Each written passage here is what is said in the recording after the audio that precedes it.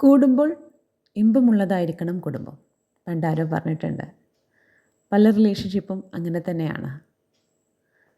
നമ്മുടെ ഏറ്റവും നല്ല വെർഷൻ പുറത്ത് കൊണ്ടുവരാൻ ചിലപ്പോൾ പങ്കാളികൾ സഹായിക്കാറുണ്ട്. എന്നാൽ ചിലരെങ്കിലും വിവാഹം കഴിക്കുന്നത് കന്നുകാലി ചന്തയിൽ നിന്ന് കന്നിനെ മേടിക്കുന്നത് പോലെയാണ്. താമസിക്കുന്നത് ഹൈടെക് തൊഴുത്തിലായിരിക്കും. കുടിക്കാൻ കാടിവെള്ളവും കഴിക്കാൻ വൈക്കോലുണ്ടാവും.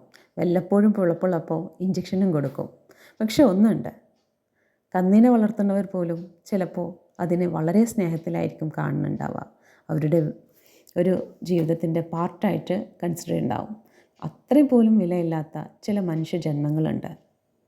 ചിലപ്പോൾ ഡൊമസ്റ്റിക് വയലൻസൊക്കെ പുറത്ത് പറയാൻ പറ്റാത്ത, മൂവീസിലൊക്കെ ഒന്ന് കിട്ടിയിട്ടുണ്ടെങ്കിൽ കാരണത്ത് അയാളെ തിരിച്ചടിക്കുന്നതൊക്കെ വലിയ സംഭവമായിരിക്കാം. പക്ഷേ റിയൽ ലൈഫിൽ സ്വന്തം പാരൻസ് വിഷമിക്കുന്നു കരുതിയിട്ടും പുറത്ത് പറയുന്നത് നാണക്കേടായിട്ടും ഇത്തരത്തിലുള്ള ഇൻസിഡൻസിലൂടെ പോകുന്നവരുണ്ട്.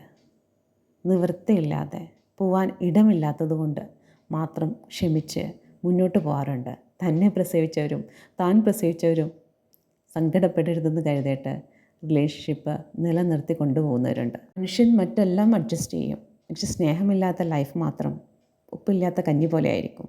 ആ ഒരൊറ്റ ഫാക്റ്റ് മനസ്സിലായാൽ ജീവിതം മനോഹരമായിരിക്കും.